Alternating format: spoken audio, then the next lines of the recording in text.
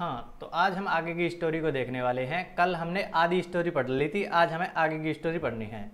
तो अब तक हमने पढ़ा क्या है उसको थोड़ा सा देख लेते हैं कि एक लेंचो एक किसान होता है जो एक घाटी में रहता है। ठीक है, उसका एक घर होता है, मक्के का खेत करता है वो, और पूरे परिवार के साथ वहाँ पर रह रहा है। उसके बाद क्या होता है, उसकी जो पकी हुई फसल होती है मक्के की फसल, उसको एक अच्छी बारिश की ज़रूरत होती है। तो बारिश होना स्टार्ट होती है लेकिन वो रुकती नहीं, तेज़ वर्षा चालू हो जाती है और ओले पड़ना स्टार्ट हो जाते हैं। उस वजह से उसकी जो फसल है वो ख़राब हो जाती है और वो पूरा दुख में डूब जाता है कि मतलब अब हम पूरे साल भूखे जाने वाले हैं। तो ऐसा कुछ चल रहा था। अब हमें आगे की स्टोरी वहाँ से देखनी है और ये सारी चीज़ें तुमने देखी थी। हम एक एक जो लाइन था उसका मीनिंग समझते हुए चल रहे थे, जो इम्पोर्टेंट शब्द हैं उनका मीनिंग वगैरह भी हम देखते चल रहे थे और हिंदी अर्थ तो करते ही चल रहे थे। कुछ क्वेश्चंस वगैरह भी आए थे लेकिन उनको हमने अभी छोड़ दिया था, वो हम क्वेश्चन को एक साथ देखेंगे। यहाँ तक हमने देख लिया था कि वो जो रात थी वो बहुत ही दुख भरी रात थी और हमारा जो सारा काम था वो बेकार चला गया। There is no one who can help us, कोई नहीं है जो हमारी मदद कर सकता है। We will all go hungry this year, हम पूरे साल हम सभी इस साल भूखे जाएंगे। ठीक है, यहाँ तक हमने देखा था। फिर क्वेश्चन को बाद में देखेंगे।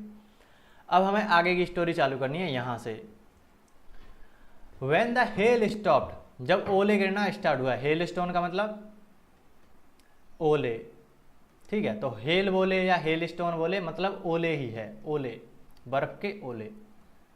ठीक है, तो जब जो ओले हैं वो गिरना बंद हो जाते हैं, व्हेन द हेल स्टॉप्ड लेंचोस, ये मैंने थोड़ा सा बताया भी था तुम्हें कि जब तुम्हें एपस्ट्रॉफी एस के साथ कुछ दिखे तो उसे क्या बोलते हैं, लेंचो की आत्मा, ऐसे बोलेंगे इसको, लेंचो सोल, लेंचो की आत्मा। Was filled with the sadness, दुख से भर गई। लेंचो की जो आत्मा है वो दुख से भर गई थी।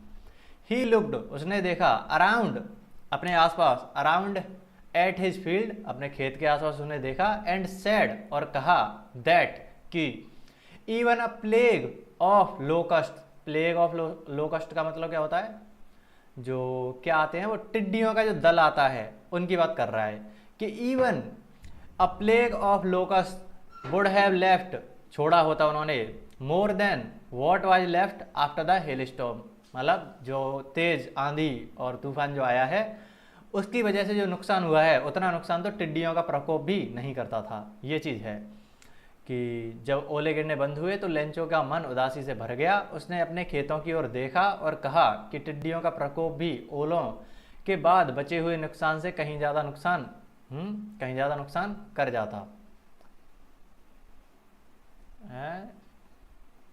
अरे उसने पता नहीं क्या लिख रखा है ये, मतलब उसके कहने का मतलब ये है कि जब उसने अपने खेत के आसपास देखा तो वो ये कहता है कि एक जो टिड्डियों का झुंड होता है वो फिर भी ज़्यादा छोड़ देता है इससे, मक्के का जो खेत है उसमें फिर भी ज़्यादा छोड़ देता, इसने तो कुछ भी नहीं छोड़ा। ये जो आंधी तूफान ओले गिरे हैं इन्होंने तो कुछ नहीं छोड़ा। ही सेड, उसने कहा, that they would have no corn, मतलब दैट ईयर, मतलब उस साल उनके पास कुछ भी मक्का नहीं बचेगा इस साल के लिए। He said that they would have no corn that year, पूरे साल के लिए उनके पास कोई मक्का नहीं बचेगा। And they would go hungry, वे भूखे ही रहेंगे। He was full of sorrow, वो पूरी तरीके से दुख से भर गया। इस तरीके से तुम देखोगे उसने कहा था कि उस साल उनके पास मक्का नहीं होगा और वे भूखे रहेंगे, वह बहुत दुखी था। ठीक है, फुल ऑफ सॉरो का मतलब वो पूरी तरीके से दुख से भर गया। उम्मीद है तुम्हें अर्थ समझ में आया होगा। लोकस्ट का मतलब होता है टिड्डियों का जो दल होता है वो टिड्डी। ठीक है, और कौन सी मीनिंग है, हेल स्टोन का मतलब वही है आंधी, जो ओलों के साथ जो वर्षा हुई है उसकी बात कर रहे हैं। हेल स्टोन मतलब ओले जो वर्षे हैं उनकी बात हो रही है। ठीक है, ये तो शायद हमने कल पढ़ लिया था, यहाँ से पढ़ना है। चलो, but in the hearts of all who lived in that solitary house in the middle of the valley, इतना चलो इतना करते हैं।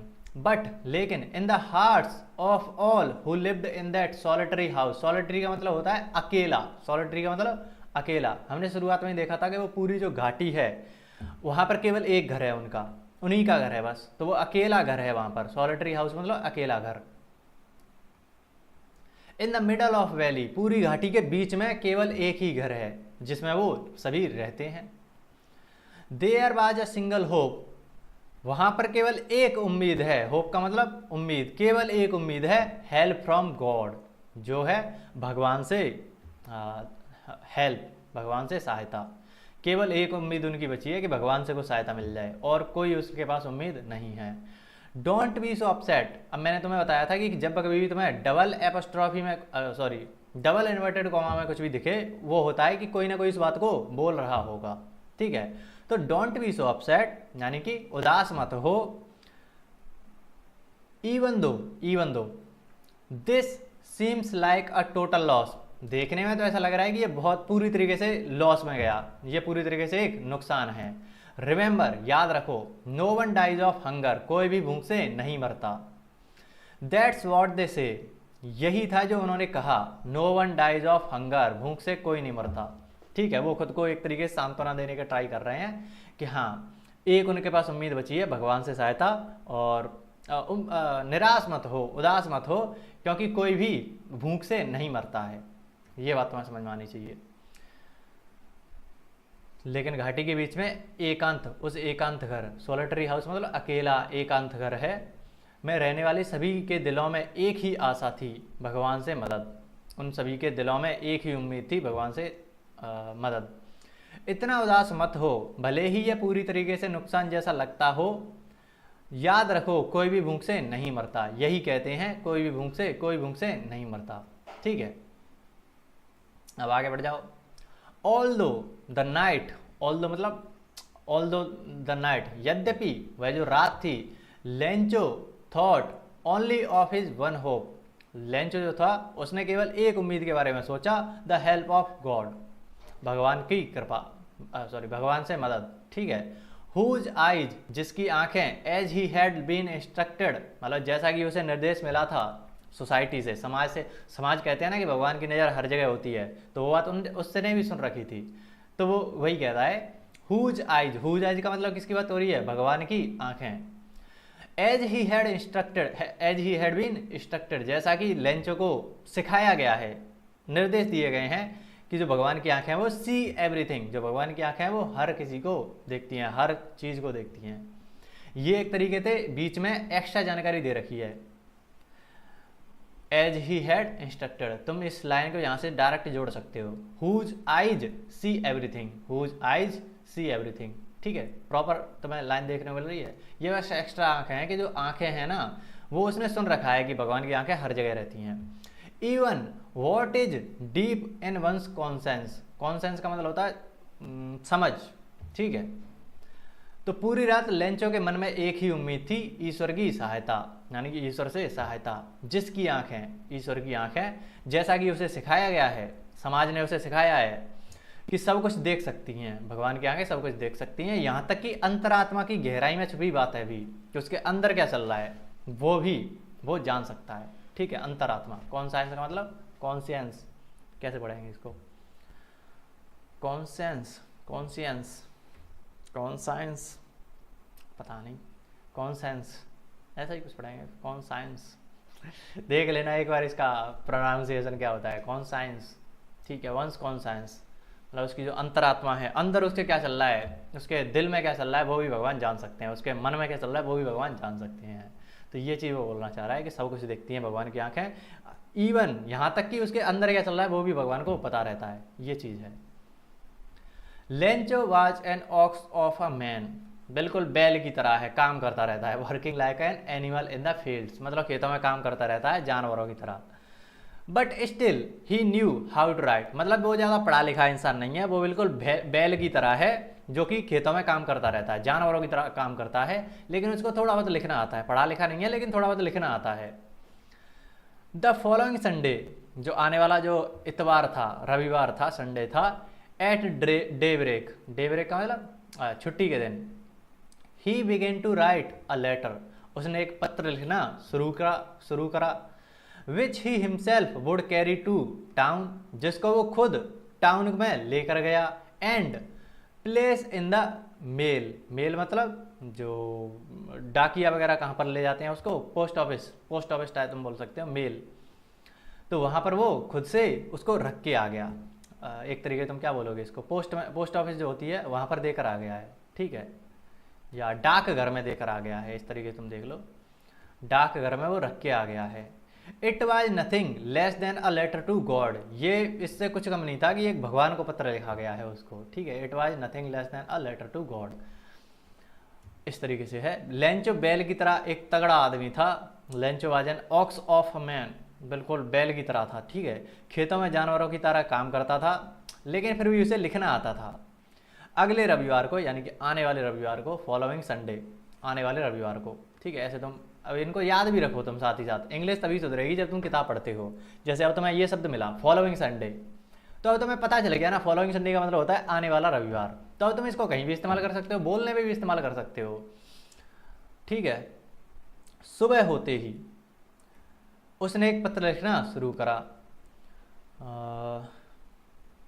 जिसे वह स्वयं शहर जाकर डाक में डालेगा। मेल मतलब डाक में, डाकघर तुम मान सकते हो, जिसको वो डाकघर में डालेगा। यह पत्र ईश्वर को लिखा गया एक पत्र था, ठीक है। It was nothing less than a letter to God, भगवान को भेजे गए पत्र से कम नहीं था ये। गॉड, अब उसने क्या लिखा है वो देखना, भगवान। ही रोट, अब उसने क्या लिखा है वो यहाँ पर लिखा हुआ है। उसने लिखा कि if you don't help me, अगर तुम मेरी मदद नहीं करोगे, my family and I will go hungry this year, मैं और मेरा परिवार पूरी तरीके से इस साल भूखा मरने वाला है, भूखा जाने वाला है। आई नीड 100 पैसोस, उसे 100 पैसोस की जरूरत है। पैसोस मतलब पैसे, ऐसी इतना सिंपल याद रखो, 100 पैसे चाहिए उसको, सही 100 पैसोस चाहिए। इन ऑर्डर टू शो, पैसोस का मतलब मैंने तुम्हें बताया था कि जैसे भारत की जो करेंसी है, मुद्रा है, वो रुपया है, हम रुपया कहते हैं। ऐसी जो अमेरिका है, अमेरिका के नीचे जो मैक्सिको देश है, वहाँ की करेंसी है पैसोस। तो जैसे हम कहेंगे 100 रुपया, वो कहेंगे 100 पैसोस, ठीक है। इन ऑर्डर टू सो का मतलब होता है बोना, बुवाई करते हैं ना, खेतों में बुवाई करते हैं, तो उसकी बात कर रहा है। सो माई फील्ड अगेन, कि ताकि वो अपनी जो फसल है, अपने जो खेत है, उनको वापस से बो सके। And to live until the crop comes, और वो तब तक जीवित रहे, मतलब क्या कहें, तब तक वो जी सके जब तक कि जो फसल आती है। Because the hail storm, because the hail storm, ठीक है। Until the crops comes. हे ईश्वर, उसने लिखा, अगर आप मेरी मदद नहीं करेंगे तो इस साल मैं और मेरा परिवार भूखे मरेंगे। मुझे अपने खेत में दोबारा बीज बोने और फसल आने तक का गुजारा करने के लिए 100 पैसों चाहिए, क्योंकि ओलावृष्टि के कारण हैं। हाँ ठीक है, वो डॉट डॉट डॉट इसीलिए लगाया है कि क्योंकि बाकी जो ओले वगैरह पड़े थे उसकी वजह से उसकी फसल वगैरह बर्बाद हो चुकी है, वो सारी चीज़ें उसने वहाँ पर डॉट डॉट डॉट करके लिखी हुई हैं, ठीक है। इस तरीके तुम देख सकते हो। तो अनटिल द क्रॉप्स कम, मतलब जब तक की फसल होगी तब तक के लिए गुजारा करने के लिए मुझे 100 रुपये दे दो, ठीक है। अब उसने लिखा to God on the envelope. Envelope का मतलब होता है लिफाफा।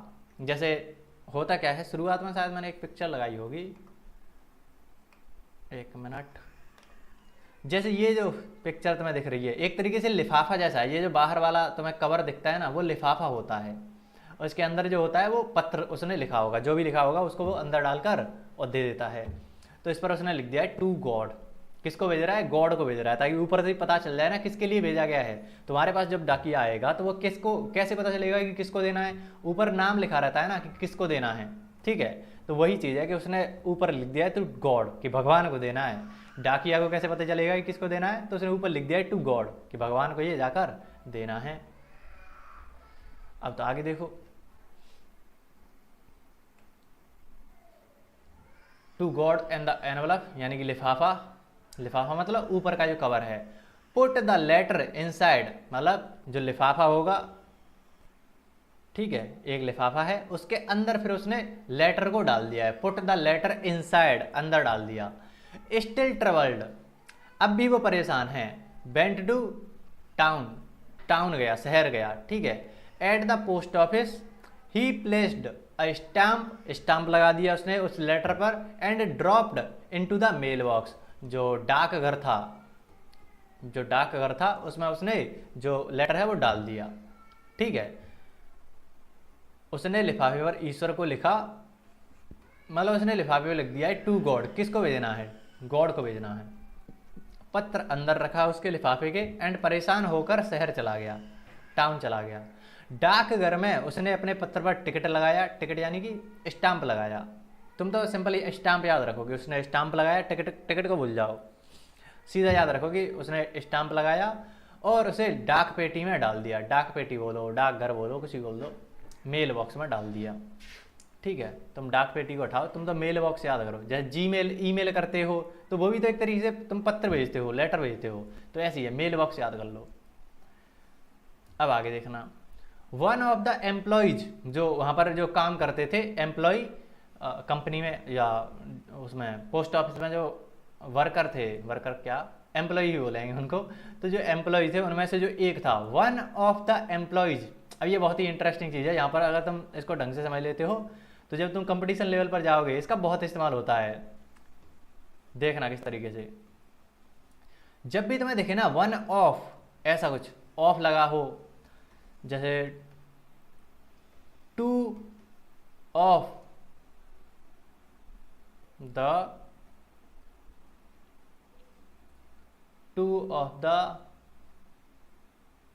यार ऐसे था, जब भी तुम्हें देखे ना कि he is one of my most favourite cricket players, ऐसे लिखा हो, he is one of my favourite players, cricket players की बात कर रहा हूँ। तो इसमें क्या होगा देखना ध्यान से, जब भी तुम्हें ऑफ दिखे और ऑफ से कुछ दिख रहा होगा, वन ऑफ, मैनी ऑफ, ऐसे कुछ ना कुछ लिखा होगा, जैसे यहाँ पर वन ऑफ लिखा है, तो इसका मतलब होता है कुछ ज़्यादा इधर होंगे, उनमें से एक व्यक्ति ज़्यादा, तुम्हारे फेवरेट प्लेयर तो बहुत ज़्यादा हैं, लेकिन उनमें से एक जो है तुम बता रहे हो, जैसे रोहित शर्मा जो है is one of my favourite player, तो यानी कि बहुत सारे तुम्हारे फेवरेट प्लेयर हैं, उनमें से रोहित एक अकेला है, एक है, तो ऐसे ही वो बोल रहा है यहाँ पर देखना। तो हमेशा ऐसे रूल होता है, ठीक है, वो ऐसे जब एरर वगैरह करते हैं तो वहाँ पर इसको उठा देगा, वो सिंपल एम्प्लॉय लिखेगा, लेकिन तुम्हें एम्प्लॉयज करना पड़ेगा।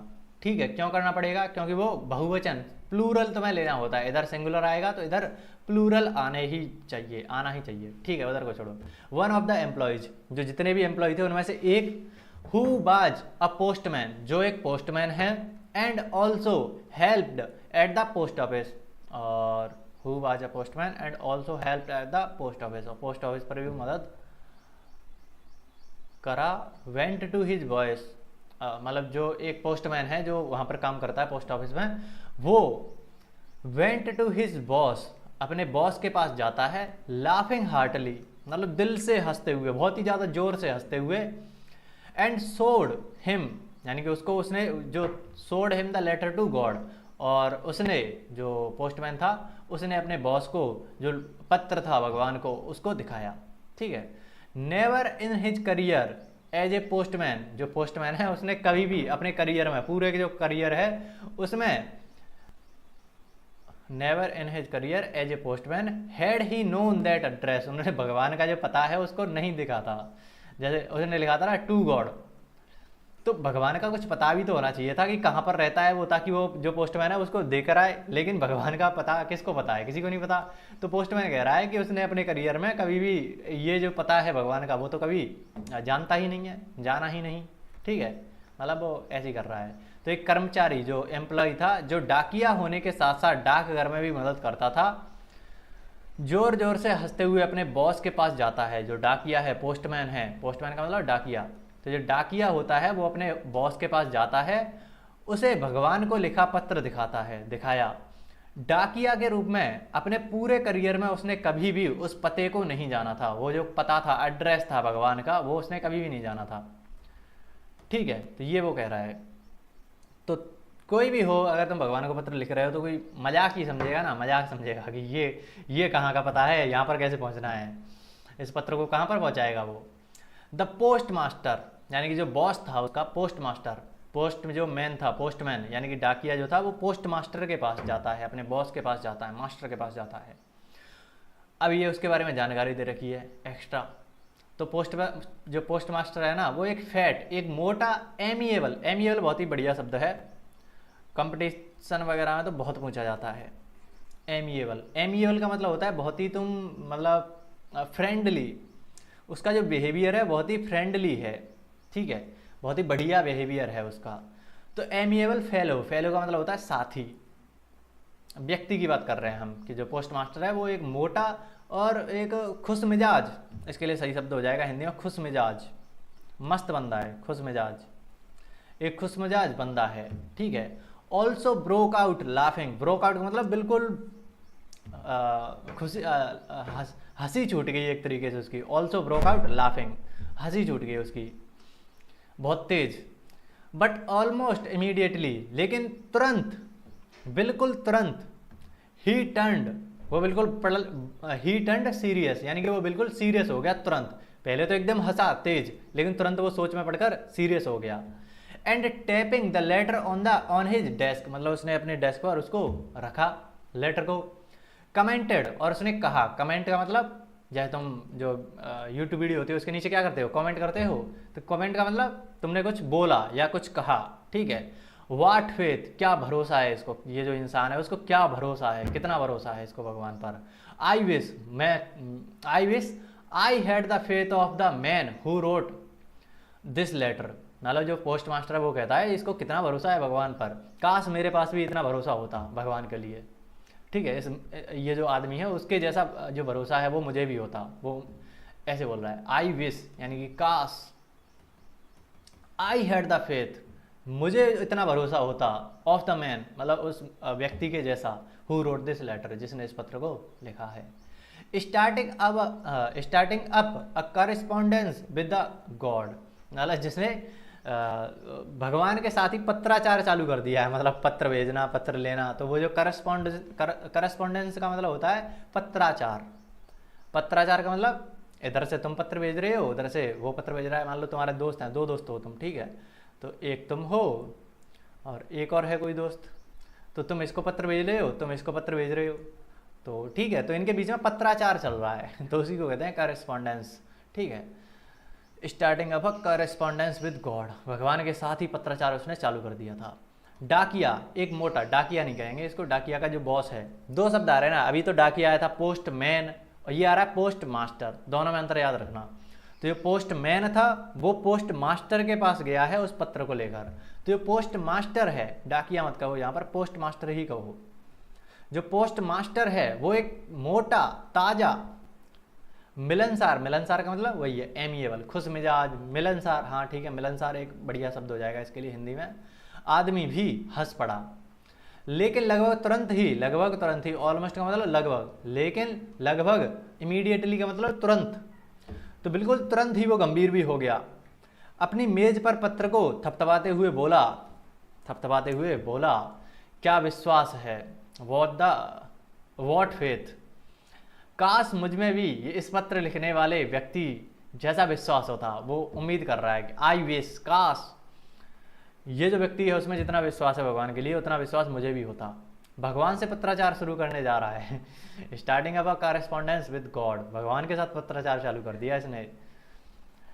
सो in order not to shake the writer's faith in God, तो उसने कहा इसीलिए, सो का मतलब इसीलिए, in order to not shake मतलब इस वास्ते, इन ऑर्डर टू ऐसा कुछ दिखे तो इसका मतलब होता है इस वास्ते, तो in order not to shake का मतलब है हिलाना, the writer's faith in God, वो जो राइटर है, राइटर का मतलब जो पत्र लिखा था, लेंचो, तो जो लेंचो का भरोसा है भगवान में उसको वो हिलाना नहीं चाहता था, डिगाना नहीं चाहता था, तो उसके वास्ते the post master came up with an idea, ये बहुत ही फेमस लाइन है, बोलने में भी इस्तेमाल होती है स्पीकिंग में, the post master came up with an idea, came up with N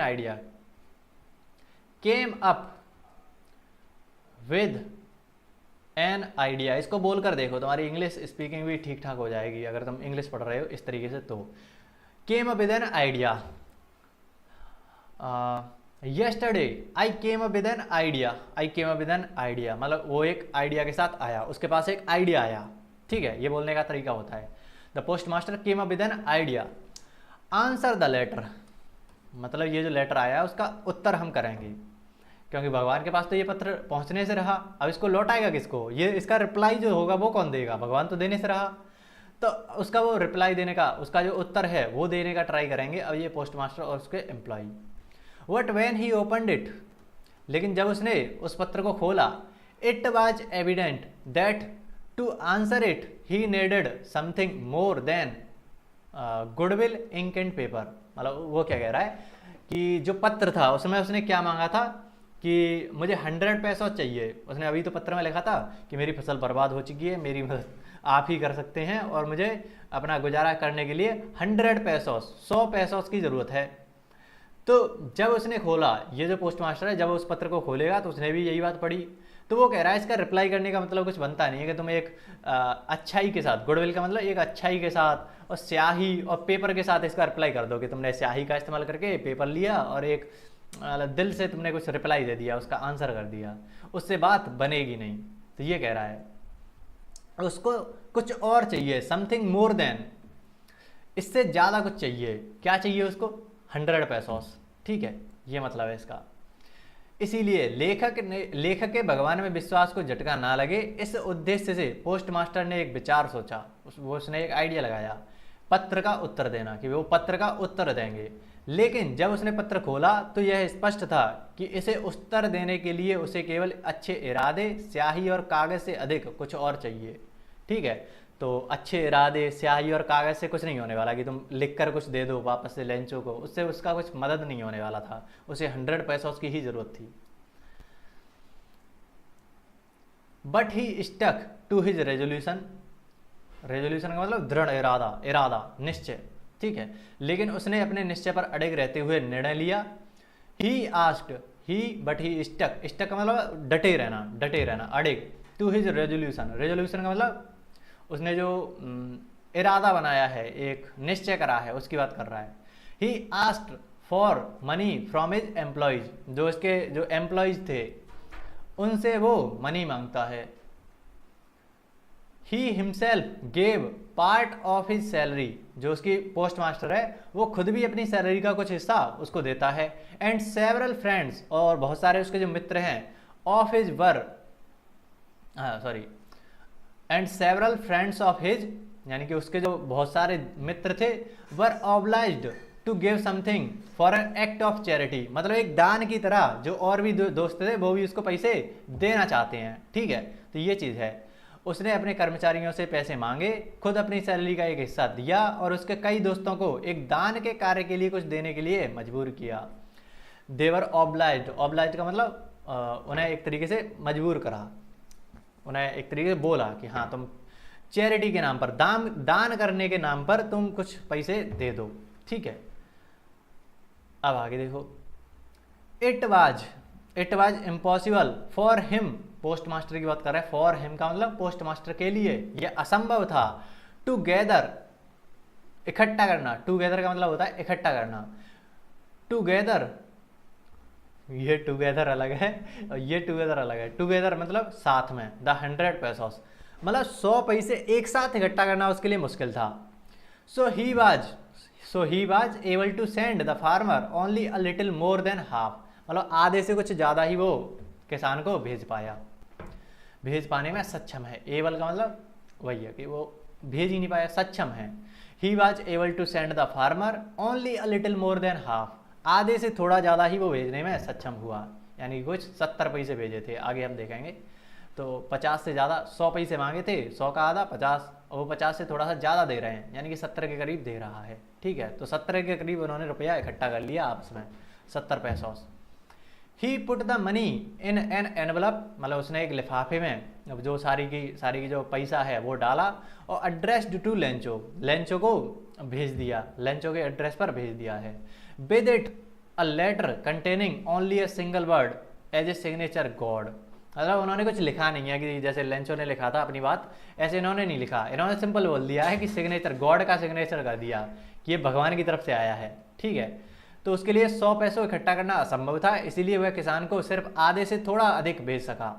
उसने पैसे को एक लिफाफे में डाला और जिस पर लेंचो का पता लिखा था, और उसके साथ एक पत्र भेजा जिसमें एक शब्द लिखा था जो हस्ताक्षर के रूप में भगवान, मतलब उसने गॉड लिख दिया है, गॉड, कि हाँ ये भैया गॉड की तरफ से आया है, गॉड के सिग्नेचर हैं।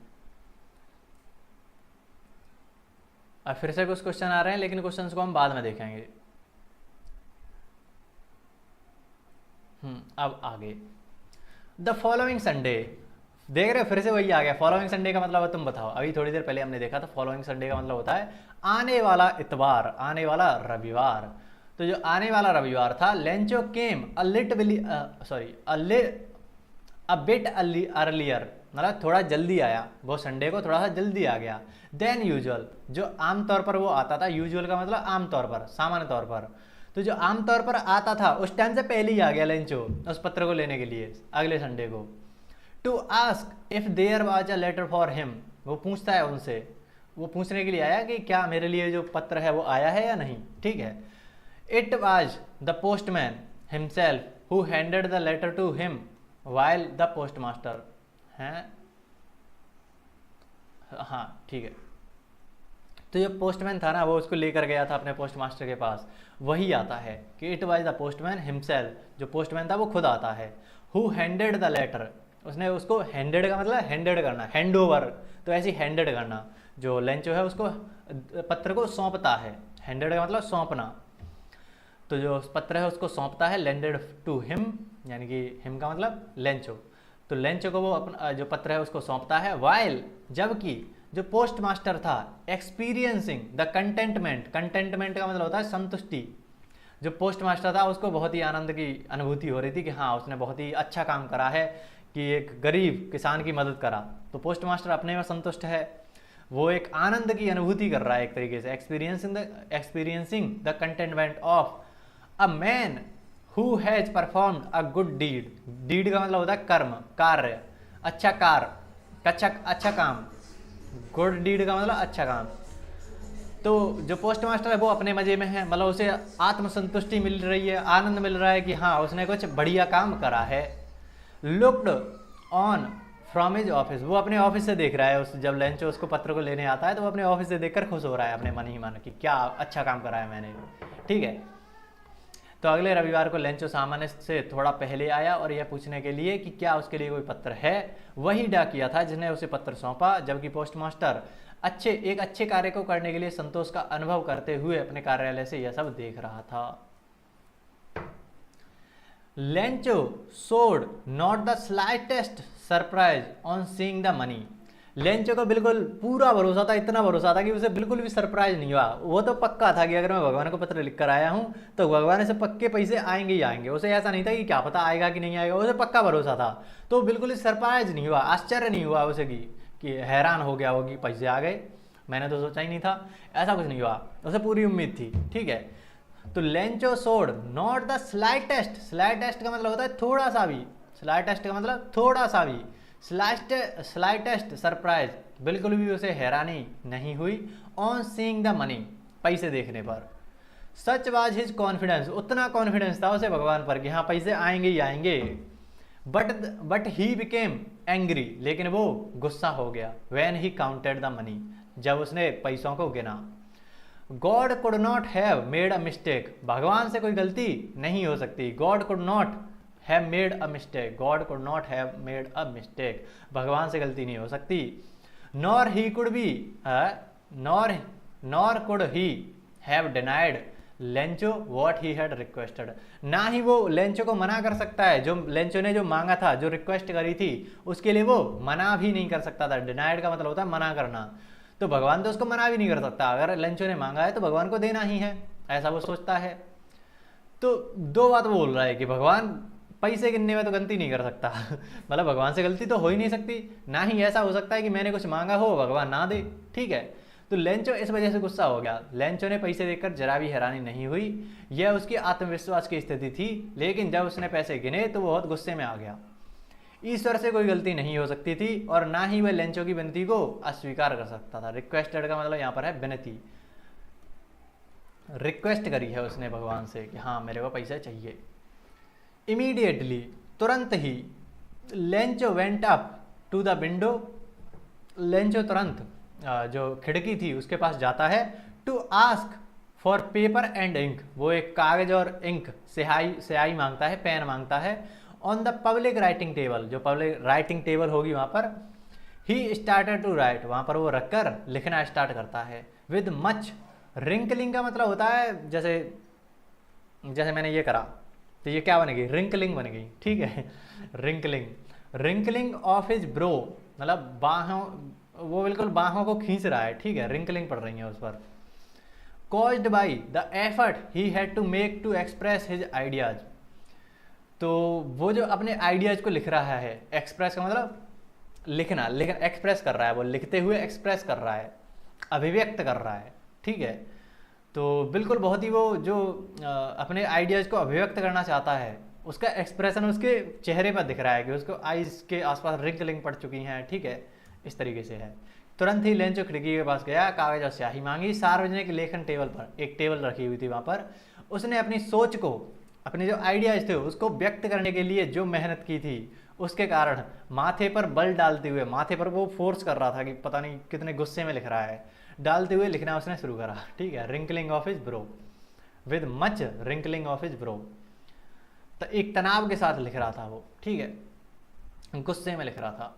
When he finished, जब उसने पूरा खत्म कर दिया लिखकर, he went to the window, वो वापस से खिड़की के पास जाता है, to buy a stamp, stamp को खरीदता है, which he licked, लिकड़ा का मतलब होता है एक तरीके से थूक लगाना उस पर, ठीक है। देन ही affixed, हाँ, then affixed to the envelope, envelope का मतलब फिर से जो लिफाफा है वो, with a blow of his fist, बिल्कुल उसने मुट्ठी मारी है, ठीक है, उस पर स्टैम्प से बिल्कुल जोर से उसको मुक्का मारा है, ठीक है। The moment the letter fell into the mail box, जैसे ही जो लेटर है वो मेल बॉक्स में जाता है, the post master went to open it, जो पोस्ट मास्टर था, जो बॉस था, वो जाता है उसको खोलने के लिए। जब उसने ख़त्म किया, जब उसने लिखना ख़त्म कर दिया, तो वो खिड़की के पास गया और एक स्टाम्प खरीदी, जिसे उसने चाट कर लिफाफे पर मुक्के से लगाया, ठीक है। तो बिल्कुल जो लिफाफा था उस पर मुक्के से उसको लगा दिया स्टाम्प को। जैसे ही पत्र मेल बॉक्स में गिरा, पोस्ट मास्टर उसे खेलने के लिए गया, उसमें लिखा था, उसमें क्या लिखा था वो हम देखेंगे। इट सेड, उसने कहा, गॉड, भगवान, of the money that I asked for, जो पैसा जो मैंने मांगा था, of the money that I asked for, only, जितना मैंने मनी मांगा था उसमें से ओनली 70 पैसोस रिच्ड मी, केवल 70 पैसोस पहुंचे हैं। 100 पैसोस मांगे थे, उसमें से केवल 70 पैसोस पहुंचे हैं। सेंड मी द रेस्ट, बाकी का बचा हुआ 30 भी मुझे भेजो। सिंस, क्योंकि, आई नीडेड वेरी मच, क्योंकि मुझे उसकी बहुत ज़्यादा ज़रूरत है। But don't send it to me through the mail, लेकिन इसको मुझे मेल के थ्रू मत भेजना, जो डाकघर है, डाकिया है, उसके थ्रू मत भेजना। क्यों नहीं भेजना? क्योंकि द पोस्ट ऑफिस एम्प्लॉई, जो पोस्ट ऑफिस के जो कर्मचारी हैं, जो एम्प्लॉई हैं, आर बंच ऑफ क्रुक्स, वो बहुत ही, क्या बोले हैं उसके लिए, क्रुक्स का इस्तेमाल कराया, मतलब बहुत ही नेगेटिव शब्द है कि ठगों का झुंड है वो, ठग बता रहा है उनको। बंच ऑफ क्रुक्स का मतलब ठगों का एक झुंड है, बंच का मतलब झुंड।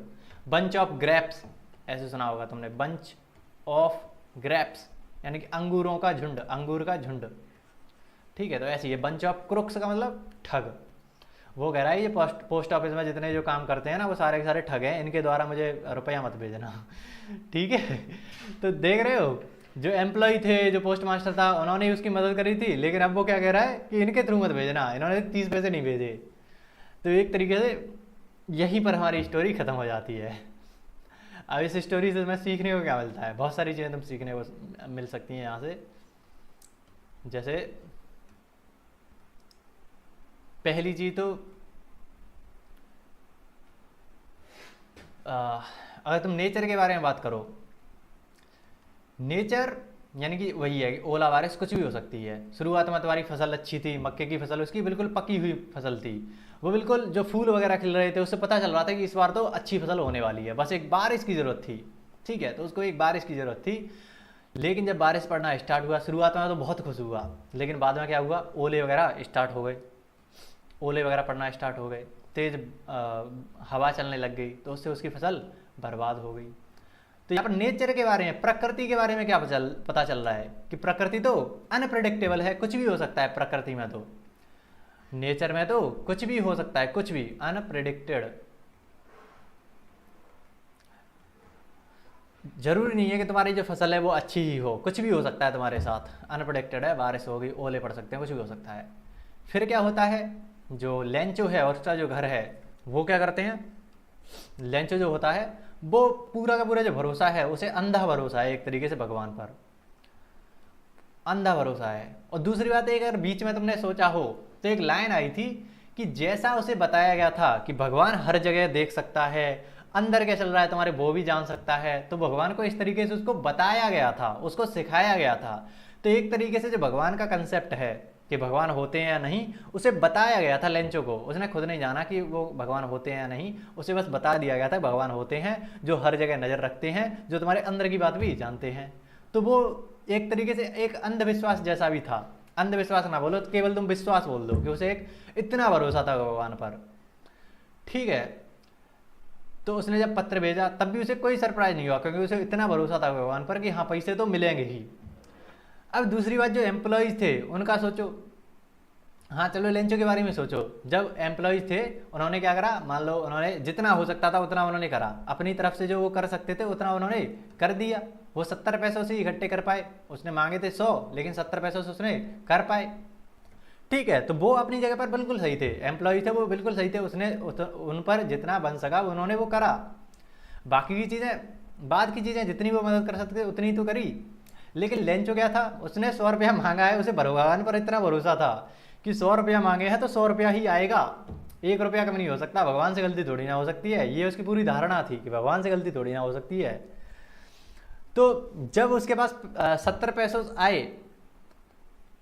तो वो फिर क्या कहता है कि भगवान जो बचे हुए हैं 30 उनको भी भेज दो, जो 30 बचे हुए हैं उनको भी भेज दो, और अब की बार तुम इन ये जो पोस्ट ऑफिस है इसके थ्रू मत भेजना, ये एम्प्लॉयज़ हैं वो बहुत ही ठग टाइप के हैं, वो तो ठग हैं, वो तो ठग लेते हैं, वो 30 रुपया थे ना वो इन्होंने रख लिए हैं, ठीक है, ऐसा कुछ वो बोलता है। तो एक सेंस में तुम लेंचो को गलत भी नहीं बोल सकते, क्योंकि उसको भगवान पर इतना भरोसा था, इतना भरोसा था कि 100 पैसे मांगे हैं तो 100 पैसे ही आने चाहिए। लेकिन दूसरे सेंस में तुम सोचो तो 70 पैसे कम थोड़ी ना थे, अभी तो तुम्हारे पास 0 पैसे हैं, इतने पैसों से अपना काम चलाओ, जितना है उतने से तो काम चलाओ, जितना तुम्हें मिल रहा है उतने से तो काम चलाओ, ये भी तो एक बात हो सकती थी, ठीक है। लेकिन हम इनमें से किसी को भी दोष नहीं दे सकते। लेंचो को बस सिखाया गया था कि भगवान जो होता है उससे कोई गलती नहीं हो सकती, उसे भगवान पर पूरा भरोसा था कि 100 पैसे आने वाले हैं। लेकिन नेचर जो है वो अनप्रेडिक्टेड है, उसमें कोई रहम नहीं है, उसे जो ऐसा करना है वो करता रहेगा, प्रकृति पर किसी की नहीं चलती, ठीक है। तो ये है एक विश्वास वाली चीज़ पर। अब तुम बताओ लेंचो जो था उसको 70 पैसों से लेकर खुश हो जाना चाहिए था या नहीं हो जाना चाहिए था? ये बहुत ही इंटरेस्टिंग क्वेश्चन है अगर तुम ध्यान से सोचो तो, क्योंकि वो 70 पैसे तुम्हें वो मानने के लिए तैयार ही नहीं है। वो उसकी भी गलती नहीं है, क्योंकि उसको बताया गया कि भगवान से गलती नहीं होती, वो 70 पैसे कैसे मान ले, कुछ ना कुछ तो गलती करी है, या तो ये एम्प्लॉयज़ है उन्होंने कुछ गलता करा होगा। तो वो ऐसा नहीं है कि उसके इंटेंशन खराब है, उसका इरादा उसका सही है, ठीक है। इरादा इनका भी सही था, इरादा इनका भी सही था, बस सोच में गड़बड़ी थी, गड़बड़ी भी नहीं कहेंगे, सोच में अंतर था। लेंचो सोच रहा है कि भगवान पर पूरा भरोसा है, लेकिन एम्प्लॉयज़ को तुम देखोगे तो एम्प्लॉयज़ को बिल्कुल भरोसा नहीं है कि भगवान जो है वो पैसा भेजेगा, क्योंकि पूरी बात पता है कि भगवान तो पैसे भेजने से रहा, ठीक है। तो ये एक रियलिटी में एक तरीके से जी रहे हैं, जबकि लेंचो को एक अंधा भरोसा है, पढ़ा लिखा इंसान नहीं है ज़्यादा, उसे जो सिखाया गया है उसी को उसने मान रखा है। तो इरादा तो दोनों का सही था, इस बात में तो तुम श्योर हो सकते हो कि इंटेंशन जो थी दोनों की सही थी, बस नज़रिए में अंतर था। लेंचो मानता था कि भगवान सब कुछ देखता है, भगवान से कोई गलती नहीं हो सकती, जबकि एम्प्लॉयज़ को पता था कि भगवान कोई रुपया नहीं भेजने वाला, उन्हें वास्तविकता जो रियलिटी है वो पता थी। तो उन्होंने जितना जो कर सकते थे वो अपने इरादे से करा, उनका इंटेंशन भी तो ख़राब नहीं था कि जितनी हेल्प कर सकते हैं उतनी करो। लेंचो का भी इरादा सही नहीं, गलत नहीं था, क्योंकि उसने 70 पैसे मांगे, भगवान पर उसे पूरा भरोसा था कि 100 पैसे आने चाहिए थे, 100 नहीं आए तब उसने बोला कि एम्प्लॉयज़ ख़राब हैं, ठीक है। तो ये हुई एंडिंग, काफ़ी इंटरेस्टिंग स्टोरी थी लास्ट में जाकर। तो यहाँ से फिर क्वेश्चन वगैरह स्टार्ट होंगे, उनको हम देखेंगे कल, ठीक है। तो क्वेश्चंस वगैरह जो इंपॉर्टेंट रहेंगे उनको मैं तुम्हें याद भी कराऊंगा, PYQs वगैरह भी तुम्हें याद करा दूंगा। बाकी जो लोग ऑफलाइन ज्वाइन करना चाहते हैं वो हमारे पास आ सकते हैं मनिया में। मनिया कहाँ है? धौलपुर में। तो अभी के लिए मैं धौलपुर, मनिया धौलपुर में है, तो मनिया के क्षेत्र के जो लोग हैं वो तो ज्वाइन कर ही लें, जितने भी स्टूडेंट हैं वो। इंग्लिश और मैथ्स की क्लासेस चल रही हैं, साथ में साइंस की क्लासेस भी स्टार्ट हो चुकी हैं, तो तुम तीनों क्लासेस को यहाँ पर पढ़ सकते हो बहुत ही कम फीस में, ठीक है, और क्वालिटी के साथ। मैं क्वालिटी दिखाने के लिए मैं यूट्यूब पर वीडियो डाल देता हूँ, नहीं तो क्या ज़रूरत पड़ रही है, ज़रूरत तो है, ठीक है। तो मिलते हैं नेक्स्ट वीडियो, और जितने भी तुम्हारे दोस्त वगैरह हैं क्लास 10th के उन तक ये वीडियो पहुंचा देना। बाकी मिलते हैं नेक्स्ट वीडियो में, तब तक के लिए कुछ सीखते रहिए, धन्यवाद।